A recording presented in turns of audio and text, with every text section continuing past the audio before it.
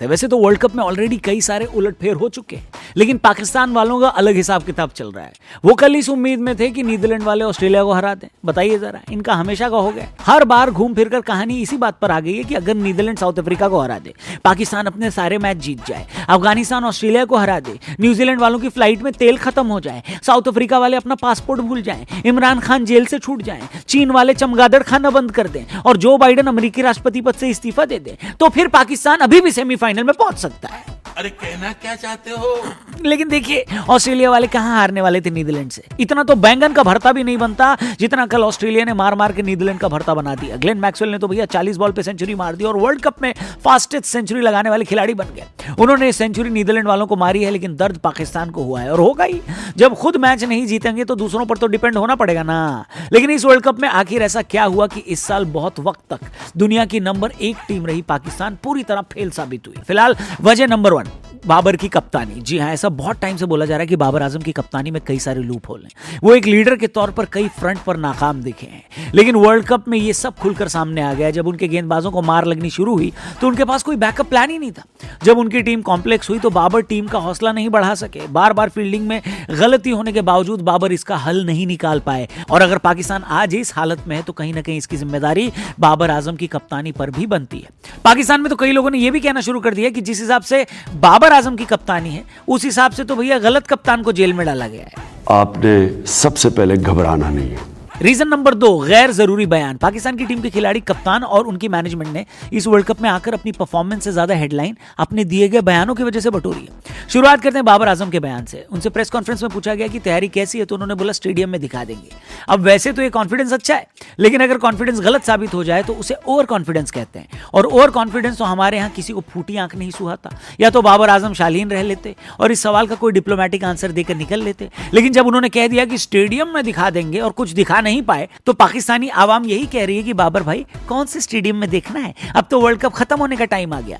इसी तरह इमामुल हक ने कहा कि हम लोग छक्के इसलिए नहीं मार पाते क्योंकि कार्ब ज्यादा खाते हैं, प्रोटीन कम। कोई सेंस है इस बात की? अरे भाई, अगर तेरे को प्रोटीन ज्यादा खाना है तो खा, बात क्यों कर रहा है? हम लोग अच्छे मेजबान हैं, इसलिए थोड़ी ना जबरदस्ती तुम्हारी प्लेट में हैदराबादी बिरयानी भर देंगे। और वैसे भी स्टेटमेंट में कोई लॉजिक नहीं है। कार्ब्स खाने वाले अगर छक्के नहीं मार पाते तो रोहित शर्मा 6 सीटर की लिस्ट में टॉप पर नहीं होते। बाकी सब तो छोड़ो, इमामुल हक के अंकल इंजमामुल हक ने पूरी जिंदगी कार्ब्स खा खा कर ही दुनिया भर के गेंदबाजों को परेशान कर रखा है। एनीवे, रीजन नंबर 3, खराब टीम सिलेक्शन। नसीम शाह तो चलो इंजरी हो गई, इस वजह से नहीं आ पाए, लेकिन उनकी जगह पर जो आए वो हसन अली अपना जनरेटर ज्यादा नहीं चला पाए। बाबर पर इल्जाम है कि हसन अली से अच्छे गेंदबाज मौजूद थे, लेकिन बाबर ने इनको चुना। इसी तरह पाकिस्तान में अभी एक स्पिनर बहुत पॉपुलर है, जिन्होंने पाकिस्तान के लिए 6 टेस्ट खेले हैं और उसमें 38 विकेट ले लिए। स्पिनर का नाम है अबरार अहमद और उम्मीद यही की जा रही थी कि इंडिया की स्पिन फ्रेंडली पिच को देखते हुए अबरार को टीम में जगह मिलेगी, क्योंकि वो बढ़िया मिस्ट्री स्पिनर है।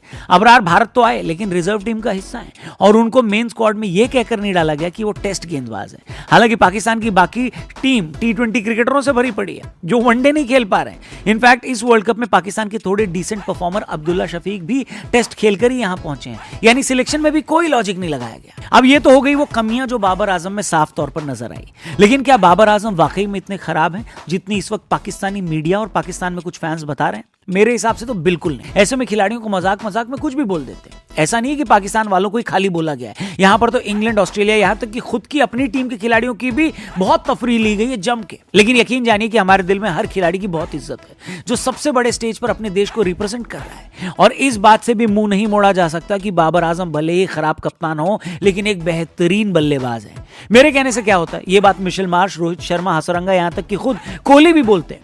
ऐसे में इस वक्त पाकिस्तान में और वहां की वीडियोस में जो नेगेटिविटी बाबर आजम के लिए फैलाई जा रही है, उसे देखकर थोड़ा दुख तो होता है। जिस तरह से पाकिस्तान के पूर्व क्रिकेटर्स बाबर पर भारत से और अफगानिस्तान से हारने की वजह से चढ़ गए हैं, वो थोड़ा दुखद है। वो भी तब जब ये वही क्रिकेटर्स हैं जिन्होंने खुद आज तक कभी इंडिया को वर्ल्ड कप में नहीं हराया। ज्यादा पीछे मत जाइए, 2016 T20 वर्ल्ड कप में पाकिस्तान की जो टीम इंडिया खेलने आई थी, उसने सिर्फ बांग्लादेश से ही मैच जीता था। उसके बाद इंडिया, न्यूजीलैंड, ऑस्ट्रेलिया से हारकर पहले राउंड में बाहर हो गई थी पाकिस्तान की टीम। और अफगानिस्तान से वर्ल्ड कप में हारना कतई पाकिस्तान की क्रिकेट हिस्ट्री का लोएस्ट पॉइंट नहीं है। इनमें से कुछ क्रिकेटर्स उस टीम का भी हिस्सा रहे हैं जो 2007 वर्ल्ड कप में आयरलैंड से हार गई थी। तो उनसे बस इतना ही पूछना है कि भाई एक बात बता, तेरे में किस बात का एटीट्यूड है भाई? बाबर नहीं जीता, लेकिन तुमने कौन सा कहां कुछ उखाड़ लिया भाई? इसीलिए 100 बात की एक बात राजकुमार जी कह कर गए हैं, जिनके खुद के घर शीशे के हों वो दूसरों के घरों पर पत्थर नहीं फेंका करते, समझे? मतलब बाबर कप्तान खराब हो सकते हैं, लेकिन बाबर आजम से बढ़िया प्लेयर आपके देश ने शायद ही कभी देखा हो।